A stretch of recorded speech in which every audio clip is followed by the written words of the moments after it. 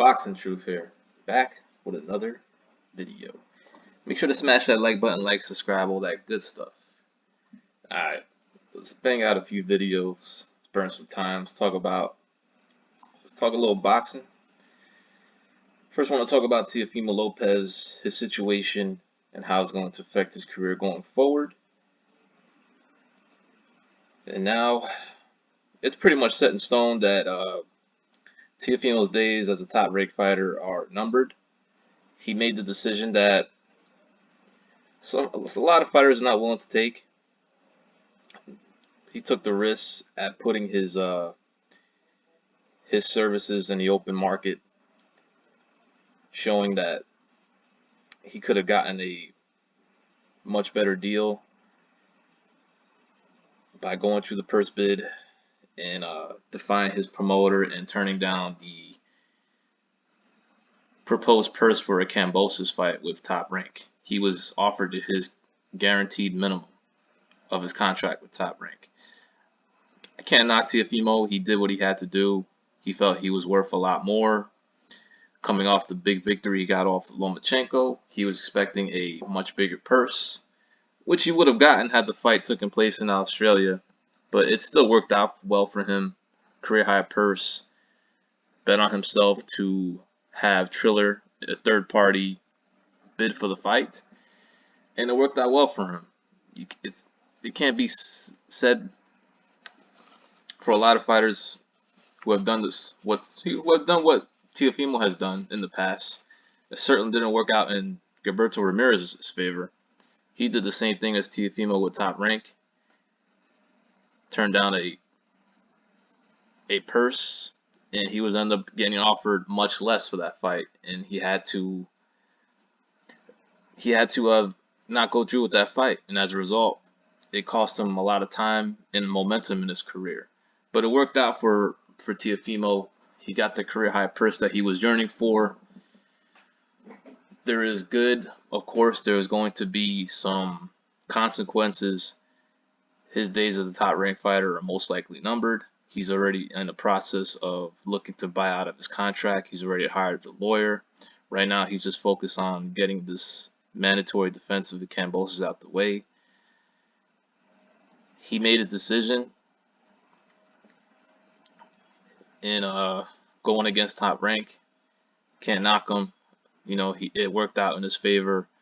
But as a result, he's going to lose opportunities, certain fights in his career that he was looking to get. And one of those fights is the undisputed showdown with the winner of Jose Ramirez, Josh Taylor. That would have been a big fight for Teofimo, a very great opportunity to cement his legacy as a two-time undisputed champion, something even Lomachenko has never done. He's never even been undisputed in one division, let alone two. But that fight is a fight that Teofimo can kiss goodbye if he's going to break away from Top Rank. And considering the relationship is just, it doesn't look like it can be fixed. You know, Bob Arum's too old to play these games. He's not going to want to deal with a fighter that's just going to give him headaches and have all these purse demands. So it's just best that they go their separate ways. But for Teofimo, he's going to lose out on some fights. He's never wanted the Lomachenko rematch, but that's definitely a fight he can kiss goodbye if he was to perhaps entertain it in the near future. He can kiss the Josh Taylor-Jose Ramirez fight goodbye. So there's a lot to consider for Teofimo after this fight with Kambosos. He's got to win this fight. It's very important for him to win this fight. He's going to have a hungry contender in the Kambosos to gunning for those titles. I believe he beats Kambosos. I don't think Kambosos is that level. I don't think he's strong enough, good enough to deal with the explosiveness of Teofimo. I think just Teofimo is just a better athlete, and he's just a better fighter all around the game.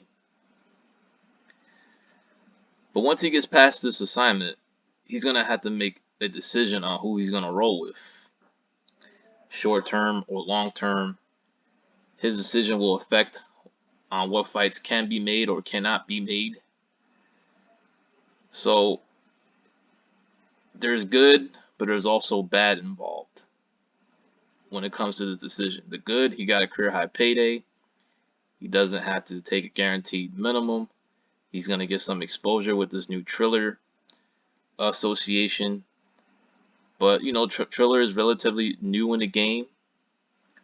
They haven't really been involved in this sport for very long. So is it sustainable, what they're doing? Probably not. Is it a platform that a fighter is confident in to sign a long-term deal in? Because they're relatively new in the game. They're still, you know, trying to establish themselves in the sport. So maybe they're not the best move long term, maybe short term. So Teofimo has his decisions to make, man, if he gets past his mandatory defense. His relationship with Top Rank is fractured. Is it salvageable? I don't know. He's going to want that type of money even for regular title defenses. So I just don't see Bob Arum and Top Rank coming to terms with Teofimo. They're gonna want they want him, but at a certain price. They're not gonna overpay him for these type of defenses, and they're not gonna give him these type of fights if he's not gonna stay with them long term. Like Bob Arum says, he'll sit out if he continues to demand this, demand that. But if Teofimo wants to keep his career going, keep active, just buy out his contract. I don't understand why Mikey Garcia didn't do the same thing. Or maybe he didn't have a buyout clause instead of waiting all that time in court and lawyer fees and time out to simply just buy out his contract. But hey, Mikey is he's just a guy that doesn't care about fighting. So I guess he was happy not fighting instead of trying to buy out his contract with Top Rank. So Teofimo, I think his days are numbered with Top Rank. He's better off just going his separate ways. They're never going to come to an understanding. They're never going to come to terms of what he should make going forward, especially after this Triller deal with that purse bid. The relationship's too fractured. He will lose out on some big fights, but there's still opportunity to make other fights, considering who he signs with. It'll be interesting to see who he deals with going forward. Will it be Triller? Will it be DAZN?